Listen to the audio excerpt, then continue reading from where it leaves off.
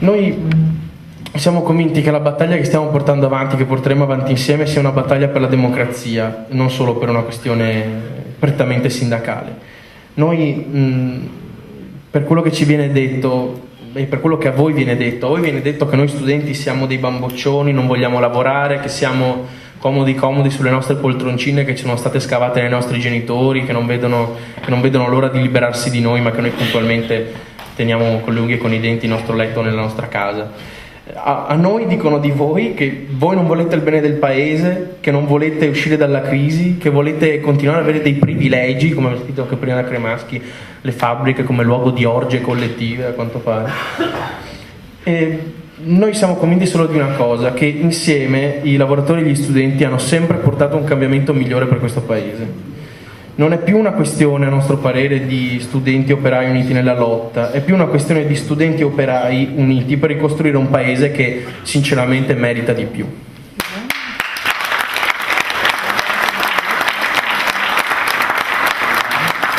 Il suo libro più recente, Il regime dei padroni, è come dire da Berlusconi a Marchionne, dalla padella alla brace. Sì, io però voglio sottolineare e spiegare questo termine, regime dei padroni. Poi sì, il sottotitolo è da Berlusconi a Marchionne e questo lo decide in qualche modo l'attualità, cioè il fatto che, come si dimostra in questi giorni, mentre Berlusconi è invischiato nelle sue vicende non private ma nei suoi scandali finanziari e sessuali, Marchionne sta conducendo un attacco che è anche più brutale di quello di Berlusconi ai diritti sociali e ai diritti dei lavoratori. Diciamo che c'è una specie di passaggio di testimone. Berlusconi può essere nei guai, ma Marchionne continua una politica che è anche più aggressiva di quella che portò qualche anno fa l'attacco all'articolo 18 e tutto il resto. In fondo Marchionne che cosa dice? Ho mangiato questa minestra saltando dalla finestra, ho rinunciato ai contratti nazionali, al diritto di sciopero, alle libertà sindacali, al diritto di scegliere il sindacato che volete, quindi ho rinunciato a tutto oppure io guardo dall'altra parte. Questa è la più brutale delle aggressioni ai diritti del lavoro degli ultimi dal 45 oggi. Ecco, però è giusto spiegare perché regime dei padroni, cioè perché tutte e due le parole, io cerco di spiegarle. Padroni, chi sono i padroni? Non sono i proprietari, non è il padroncino che è proprietario di una piccola azienda artigianale che è ricattato dalle banche, come un lavoratore ricattato da Marchionne, non è il piccolo proprietario, non è quello che diciamo qualche cosa da parte. I padroni sono i padroni delle nostre vite, cioè quelli che decidono della nostra vita e sono una precisa casta, sono un sistema di manager, di banchieri, di finanzieri, di persone collegate a loro che con la globalizzazione, soprattutto nell'Europa e nell'Occidente, hanno preso il posto della democrazia. Nessuno li ha eletti, però decidono di noi. Nessun cittadino italiano ha eletto che Marchionne potesse eliminare la Costituzione di una fabbrica, però usando solo il ricatto del mercato, lui ha potuto imporre questo e vuole imporre questo. E dall'altra parte però, e allora uso il titolo regime, si trova di fronte al fatto che quelli che dovrebbero essere i contrappesi al suo potere, cioè la democrazia, i partiti, i giornali, le istituzioni, invece che essere un contrappeso diventano una sua zavorra, cioè vanno avanti a sostenerlo. E questo è il senso. La cosa che mi ha colpito è che appunto sia nelle vicende di Pomigliano, ancora più nelle ultime di Mirafiori, quando ho scritto il libro, era scritto quest'estate, solo quando c'era la vicenda di Pomigliano, però purtroppo questo libro è previsto, ma dico purtroppo non è difficile, non era difficile, ma dico se non ci prendevo era meglio, per noi, per i lavoratori, per i cittadini italiani, però purtroppo abbiamo previsto il disastro è che c'è un regime culturale per cui gli interessi di questa casta dominante, di questi padroni, di questo sistema di imprenditori vengono spacciati per gli interessi di tutti e quindi la stampa, la comunicazione, gran parte, non tutti, del mondo politico dicono se diamo ragioni a loro è il bene per tutti, se i ricchi sono più ricchi anche i poveri hanno qualcosa da guadagnare. Non è mai stato così, ma questo è il regime di oggi. I padroni, non essendo eletti, dettano legge a livello economico e finanziario, ma il governo, per altro verso, calpesta i principi della Costituzione. Eh sì, io credo, un esempio che faccio nel mio libro, l'articolo 41 della Costituzione, quello che dice, ce ne sono altri naturalmente, a partire dal primo, l'Italia è una repubblica democratica fondata sul lavoro, che Berlusconi ha detto è vecchio, è comunista, non si può più accettare, ma parlo in particolare dell'articolo 41, cioè quello che dice che l'impresa può fare i suoi profitti ma nell'ambito della responsabilità sociale, cioè non può fare quel che vuole, non può dire vado in Serbia se non accettate le mie condizioni, deve stare dentro un sistema di democrazia e di diritti preciso e diciamo che nasce dalla nostra Costituzione. Ecco, Berlusconi 2 o 3 anni fa, mi pare, propose di abolire questo articolo, dicendo che era un articolo comunista.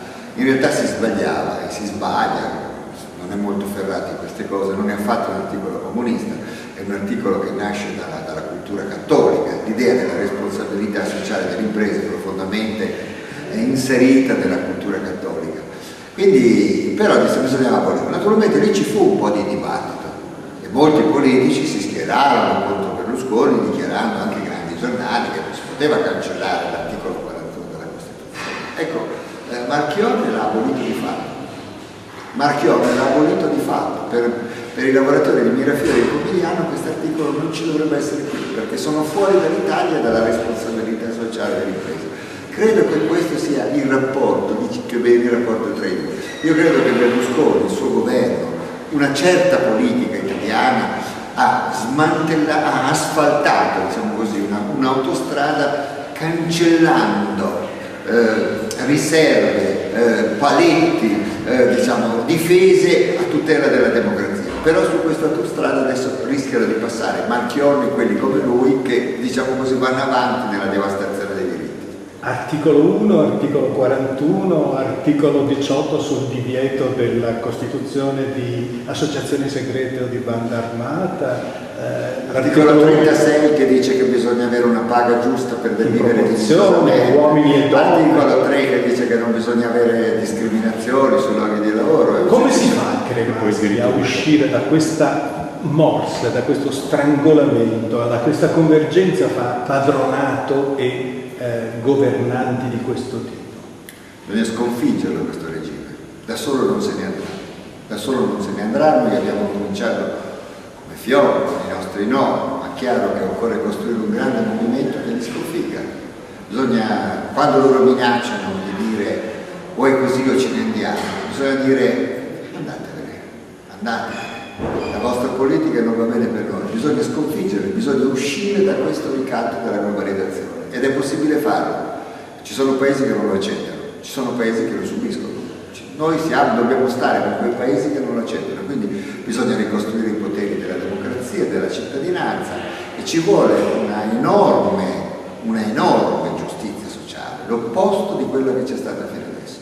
Io voglio solo ricordare che con i 200 milioni che guadagnerà più o meno di euro alla fine dell'anno Marchionne, si pagano sostanzialmente quasi tutti i lavoratori di Mirafiori e quindi basterebbe che Marchionne rinunciasse, non dico tanto, a un 20-25% di queste sue ricchezze, perché i lavoratori di Mirafiori potessero conservare le pause, i diritti, il salario, il contratto nazionale. Bisogna ricostruire un conflitto sociale che porti via il maltolto ai super ricchi che ci comandano.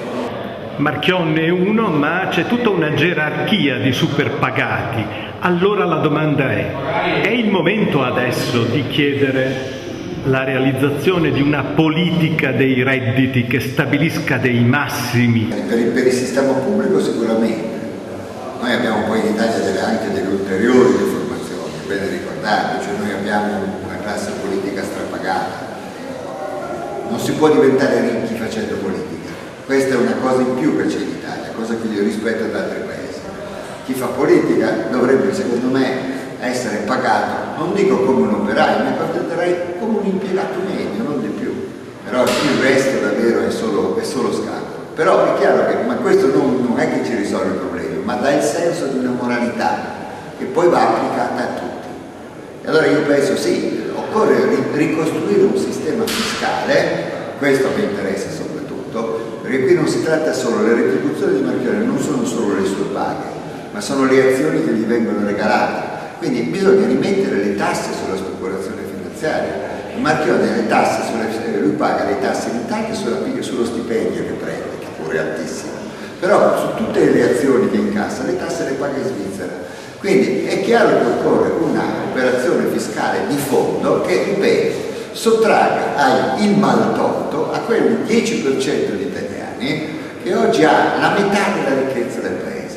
Questa è la premessa per qualsiasi cosa. Poi naturalmente bisognerà costruire nuove politiche, nuovi investimenti, fare delle cose diverse, ma questa è la premessa. Siccome si dice sempre i soldi non ci sono, i soldi ci sono e sono in mani sbagliate.